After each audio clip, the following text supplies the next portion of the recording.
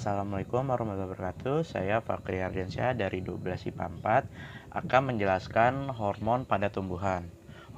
Hormon tumbuhan merupakan sekumpulan senyawa organik bukan hara nutrien baik yang berbentuk secara alami maupun buatan yang dalam kadar sangat kecil maupun menimbulkan tanggapan secara biokimia, fisiologis, dan morfologis untuk mendorong hambatan atau mengubah pertumbuhan, perkembangan, dan pergerakan taksis tumbuhan. Terus fungsi hormon pada tumbuhan itu mengatur proses pengaturan genetik dan berfungsi sebagai prekursor. Oleh karena itu, untuk mengakomodasi perbedaan dari hormon hewan, dipakai pula istilah zat pengatur tumbuhan, bahasa Inggrisnya plant growth regulator substance, bagi hormon tumbuhan. Terus manfaatnya yaitu satu, auksin. Ini hormon yang ditemukan pada titik tumbuhan, batang, dan selubung daun pertama tanaman monokotil. Auksin berperan dalam berbagai macam kegiatan tumbuhan, diantaranya yaitu memicu memanjang dan pembesaran sel, menghambat aktivitas tunas pada batang yang lebih rendah, terlibat dalam respon tropisme yang mempengaruhi perbedaan pemanjangan pada sel, merangsang pertumbuhan sekunder, merangsang pembentukan akar adiktif dan lateral. Yang kedua, giberelin. Ini hormon yang memegang peranan penting dalam pertumbuhan batang menjadi terlalu panjang. Giberelin memiliki beberapa peran, yaitu memacu perpanjangan secara abnormal batang utuh, perkembangan bunga dan buah. Selain itu, giberelin juga menghilangkan sifat kerdil secara genetik pada tumbuhan dan merangsang pembelahan serta pempanjangan sel. Yang ketiga, sitokinin, yaitu hormon tubuh yang terdapat pada tubuh tumbuhan.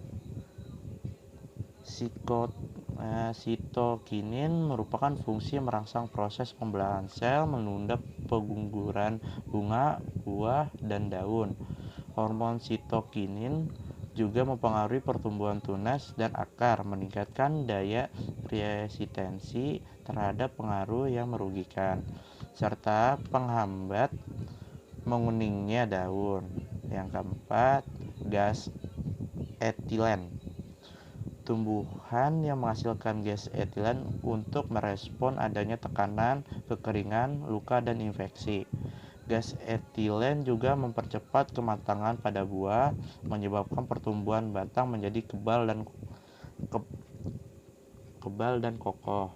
Bersamaan auksin, gas etilen memacu pertumbuhan pada mangga dan nanas. Bersamaan giberelin, gas etilen mengatur perbandingan bunga jantan dan bunga betina. Yang kelima, asam absisat, yaitu hormon yang menghambat pertumbuhan tanaman dan melawan hormon auksin serta giberelin. Fungsinya yaitu asam absisat menghambat perkembangan biji, mempertahankan tumbuhan jika pengaruh lingkungan sedang tidak sesuai. Selain itu, hormon asam absisat juga mengurai penguapan dan menyebabkan pengguguran pada daun, buah, dan bunga. Yang keenam yaitu kalin, hormon yang merangsang pembentukan organ tubuh berdasarkan organ tumbuhan yang terbentuk.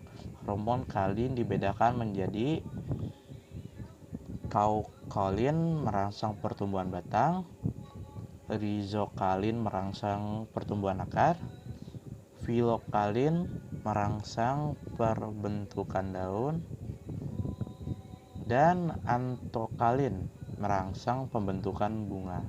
Ya, yang terakhir asam traumalin, yaitu asam yang mampu memperbaiki kerusakan dan luka yang terjadi pada tumbuhan. Kemampuan tersebut dinamakan regenerasi yang dipengaruhi oleh hormon luka atau hormon asam traumalin. Sekian dari saya, mohon maaf bila ada salah atau pengucapan yang saya tidak benar. Wassalamualaikum warahmatullahi wabarakatuh. Awas lo ya, ntar malam gue bakal selingkuh. Sama siapa? Sama bapak lo. Gue kan anak yatim. I wonder how, I wonder why. Yesterday you told me about the blue, blue sky, and